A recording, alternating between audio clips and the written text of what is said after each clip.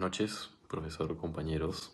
El día de hoy vamos a estarles brindando nuestro seminario sobre conjugados de las glucoproteínas y los glicosaminoglucanos. Los principales dos objetivos de este seminario es que el primero es saber identificar las estructuras, los tipos y las funciones de las glicoproteínas y los glicosaminoglucanos. Como segundo objetivo tenemos ya no solamente poder identificarlas, sino describir las estructuras, describir la síntesis de las glicoproteínas y al mismo tiempo de los glicosaminoglucanos a través de diversos ejemplos. De manera introductoria, en el organismo humano, muchas funciones biológicas esenciales dependen de la acción de biomoléculas conjugadas, es decir, compuestos formados por la unión covalente de una proteína con otro grupo químico.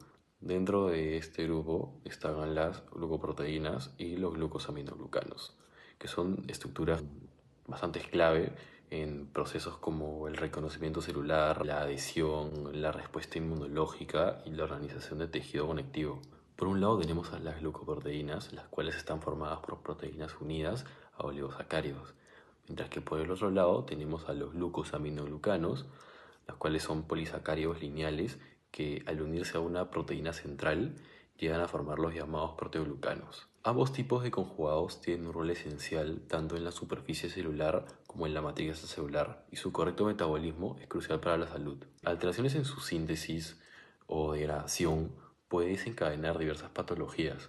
Muchas de ellas son hereditarias y multisistemáticas. Este seminario se va a enfocar en comprender sus estructuras y funciones. Al mismo tiempo, nos vamos a enfocar en comprender la relevancia clínica apoyándonos en un caso real de una enfermedad llamada mucopolisacaridosis de tipo 1, la cual es una enfermedad causada por el mal procesamiento de los glucosaminoglucanos. Bueno, empezando con el seminario, yo estaré explicando un poco sobre el tema de las glicoproteínas. Entonces, para empezar, unas breves definiciones: las glicoproteínas vienen a ser unidas mediante cadenas de carbohidratos, en otras palabras, mediante cadenas de azúcares. Esta unión se da gracias a un proceso denominado glucosilación, el cual explicaré más adelante, pero básicamente este proceso es el que determina cómo funcionan y en dónde se encuentran estas proteínas, ya sea en la misma célula o en diversas partes del cuerpo. Ahora, entrando más a fondo en sus estructuras, podemos definir que se dividen en dos. En una parte proteica, que es en donde se encuentra la proteína, y en otra parte glucosídica, que es la parte que está compuesta por los carbohidratos. Además, la forma que presenta esta proteína varía según el funcionamiento que se desee emplear, ya sea para servirle a otras enzimas, receptores o demás ejemplos. Y bueno, primero especificando la sección proteica, esta está compuesta por una cadena de aminoácidos que forma lo que viene a ser la estructura base. Y por otro lado tenemos a la parte glucosídica, la cual es mucho más compleja, pero en síntesis esta sección cuenta con los oligosacáridos, quienes vienen a ser las cadenas cortas conformadas por azúcares, quienes se unen después de manera covalente a diferentes aminoácidos de las proteínas, lo cual explicaré en breves, pero para poder comprender un poco mejor esto, tenemos que tener en cuenta que esta categoría se divide en dos subunidades: las uniones dadas por las glicoproteínas N-ligadas y las uniones dadas por las O-ligadas. Entonces, primero para las N-ligadas, estas se dan cuando el azúcar se une a un grupo amino del aminoácido asparagina. Esto demuestra una estructura central común en los azúcares, la cual es denominada pentasacárido central. Y por otro lado, tenemos en el caso de las glicoproteínas o ligadas, que son las que se dan cuando el azúcar se une a un grupo OH o a un grupo hidroxilo, en otras palabras, de los aminoácidos serina o treonina. En su caso, su estructura varía y cambia mucho más a comparación del otro, y esta está formada en el aparato de Golgi, pero esto lo explicaré a continuación. Y es así como abrimos pase al tema de la ubicación a nivel celular de estas proteínas, donde lo podemos dividir en 5 localizaciones específicas e importantes. Primero tenemos a la membrana plasmática, el cual es el lugar más común en donde podemos encontrar estas glicoproteínas localizadas en la parte central de la superficie celular, y es aquí en donde se cumplen con diversas funciones que las explicaré más adelante. Como segundo punto de localización de estas proteínas, tenemos el retículo endoplasmático rugoso, que es en donde se empieza a dar el proceso de la síntesis de estas proteínas. Y mano a mano va la tercera ubicación, el cual viene a ser el aparato de Golgi, en donde se modifican y completan la formación de los azúcares. Esta es fundamental, ya que después de esto pasan a ser recién empaquetadas y posteriormente enviadas a su destino final, el cual puede variar según la necesidad. Como cuarto punto tenemos a la secreción, en donde algunas proteínas vienen a ser secretadas de manera extracelular. Y por último, como quinta localización, tenemos a las organelas intracelulares, como lo son los lisosomas o las vesículas, o incluso en algunos casos lo podemos encontrar en los núcleos, aunque esto ya viene a ser un caso mucho más peculiar. Ahora, para explicar la síntesis de las glicoproteínas, lo podemos separar en 4 etapas importantes antes de llegar a la finalización. Primero tenemos la síntesis de la proteína, o sea, la síntesis de la cadena polipeptídica. Esta comienza en los ribosomas y es aquí donde las proteínas se empiezan a formar recién, mientras que simultáneamente se van introduciendo el retículo endoplasmático rugoso en lo que se van generando. Este es el famoso proceso conocido como la traducción de proteínas. Seguidamente pasa la segunda etapa, que viene a ser la de glicosilación, el cual lo mencioné al inicio de mi presentación, pero básicamente es en donde se lleva a cabo la unión del carbohidrato y es en donde la proteína recién formada pasa a convertirse en una glicoproteína finalmente.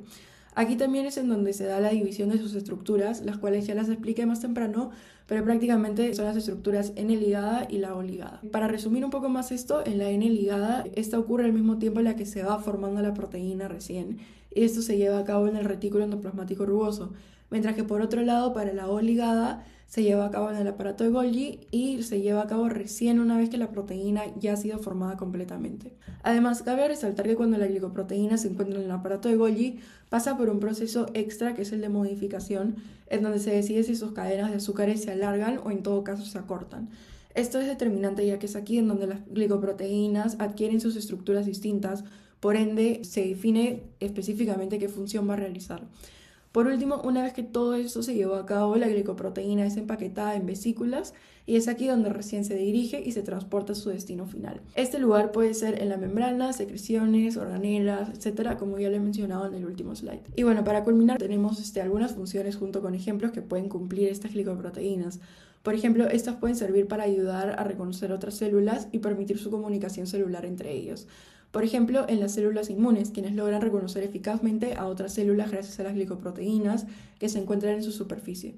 Otro ejemplo puede ser en poder identificar a los distintos grupos sanguíneos que existen para cada persona, ya sea para el grupo A, el B, el AB o incluso el O. Además, actúan como receptores de señalización en la membrana, como para hormonas, distintos neurotransmisores o etc. Es así como gracias a las glicoproteínas se logra iniciar una respuesta celular y la liberación de un estímulo. Por ejemplo, el receptor de la insulina, quien viene a ser otro ejemplo de esto. Asimismo, tenemos a la adhesión celular, en donde gracias a este se permite que se unan entre sí las glicoproteínas y de esta manera se pueden formar tejidos, ¿no? Como se mencionó al inicio, ya sea por una unión dada por selectinas o por integrinas. Esto es importante cuando se trata de temas relacionados al desarrollo embrionario, por ejemplo. Otra función es la protección, puesto que algunas glucoproteínas forman barreras protectoras, como por ejemplo lo que es la mucosa, ya sea en el tracto respiratorio o en el digestivo. Y es así como logran proteger al cuerpo ante ataques de otras enzimas, bacterias o diferentes condiciones que pueden presentar. Como le he mencionado, sirven como transporte de moléculas, como por ejemplo para transportar a las famosas GLUTs, quienes son las proteínas transportadoras de glucosa. Además, como mencioné, tiene relación no solo con antígenos, sino que también con anticuerpos, como lo son por ejemplo con las inmunoglobulinas, que es el ejemplo más común, en donde gracias a las glicoproteínas se permite dar la detección de este tipo. Y por último tenemos a las enzimas, en donde se puede presentar en diversas reacciones enzimáticas, ya sea digestivas o demás. Yo les voy a hablar acerca de los glucosaminoglucanos. ¿Pero qué son los glucosaminoglucanos? Son cadenas largas y no ramificadas de polisacáridos que están compuestos por azúcares amino y ácidos urónicos. Estos tienen la característica de tener una alta carga negativa, lo cual es dado por la presencia de grupo sulfato y carboxilos en sus unidades de disacáridos. Esta carga negativa es responsable de su capacidad para retener agua, lo que permite actuar como amortiguadores y lubricantes en el organismo. Ahora, su estructura está compuesta por polímeros no ramificados, que son azúcar, los cuales tienen la capacidad de formar cadenas largas, y están constituidos por repeticiones de dos monosacáridos, en donde uno de los azúcares tiene un grupo amino y otro es una galactosa o ácido glucurónico. Cuentan con grupos carboxilo o pueden tener sulfato. Eso es lo que le dan la negatividad, como les mencioné. Ahora, al tener cargas negativas, le da la capacidad de tener una fuerte asociación con moléculas y retener el agua, lo que da hidratación en la matriz extracelular. Ahora, ¿dónde se ubican? Se ubican en la matriz extracelular y en los fluidos biológicos. Y su síntesis comienza en el citoplasma, empezando con 5 azúcares, los cuales son derivados del difosfato de uridina. Bueno, el difosfato de uridina es UDP. Entonces sus azúcares son derivados del UDP, los cuales son UDP glucurónico, UDP N-acetilglucosamina, UDP xilosa, UDP galactosa y la UDP N-acetilgalactosamina. Estos azúcares activados por el UDP son transportados por un transportador transmembrana antiport para su modificación. Y lo que ocurre aquí es que hay una excepción, ya que Para el ácido hialurónico, su proceso es diferente, ya que este no se realiza en el aparato de Golgi como los otros. Este se realiza en el citoplasma, ya que el ácido UDP glucurónico y el UDP N-acetilglucosamina son transportados al citoplasma de la membrana y son procesados sin sulfatación, dándonos como resultado el ácido hialurónico. Ahora, para los otros, lo que se necesita son pasos extras que van a ocurrir dentro del aparato de Golgi, tanto dentro como por fuera, además incluyendo la sulfatación de grupos funcionales gracias al sulfato fosfoadenosina fosfosulfato, o conocido como PAPS.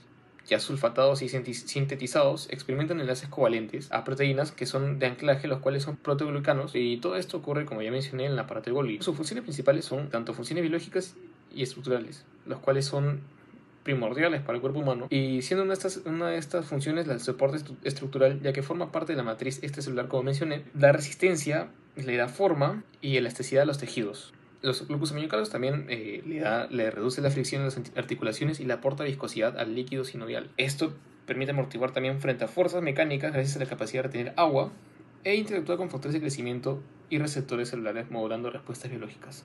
Un ejemplo de este glucosaminoglucano que cumple alguna de estas funciones es el ácido hialurónico, ya que se está presente en la matriz extracelular de tejidos conectivos, lo que cumpliendo la función de lubricación, ya que contribuye a elasticidad y viscosidad al líquido sinovial de la piel. A continuación vamos a hablar sobre una comparación entre los glucosaminoglicanos y las glicoproteínas. Aquí ambos compuestos bioactivos cuentan con carbohidratos unidos a sus proteínas, pero con la diferencia de que todo radica en su función y en su estructura. Las glicoproteínas, siendo estas las proteínas que cuentan con cadenas más cortas de carbohidratos, y las GAG o los glicosaminoglicanos, que cuentan con cadenas más largas de polisacáridos. Junto a las proteínas se van a encargar de formar las proteoglicanos. Vamos a empezar con los pequeños subtemas en base a sus comparaciones, que vendrían a ser su función, su naturaleza química, su localización, su solubilidad y su estructura de carbohidratos. Empezando por su función principal de las glicoproteínas es que cuentan con un reconocimiento celular, un transporte y una señalización, mientras que las GAG cuentan con una función de soporte estructural, una lubricación e hidratación. Por el lado de la naturaleza química de las glicoproteínas, se da que son proteínas unidas a las cadenas de oligosacáridos, mientras que las glicosaminoglicanos son polisacáridos que en ciertas ocasiones se unen a proteínas, en este caso a proteoglicanos. ¿Dónde las localizamos? Bueno, su localización. Las glicoproteínas las podemos encontrar en distintas zonas, como por ejemplo en la membrana celular, específicamente en los receptores de la superficie.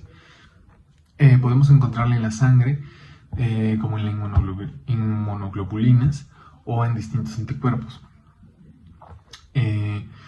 Son proteínas transportadoras que también se encuentran presentes en secreciones como en las mucosidades o en enzimas digestivas. Por otro lado, las GAG se encuentran muy presentes en los tejidos que necesitan de resistencia mecánica. Estos podrían ser la piel y los tendones. Requieren de hidratación, podemos encontrarlas en ácido hialurónico, que sirve para lubricar y articular. Su solubilidad, en este caso las glicoproteínas son más solubles en fluidos corporales como en el plasma, lo que permite realizar distintas funciones como señalización o transporte, mientras que por otro lado las GAG, debido a su carga negativa tan densa, es quien atrae y retiene cantidades bastante grandes de agua, formando geles que funcionan como lubricantes. Su estructura de los carbohidratos. Bueno, en las glicoproteínas, los carbohidratos son, como ya mencionamos, cadenas más cortas y se emplean para la comunicación celular y también para el reconocimiento celular. Mientras tanto, las GAG cuentan con carbohidratos largos y sulfatados que se pueden utilizar para hidratar tanto tejidos como formar parte de la matriz extracelular.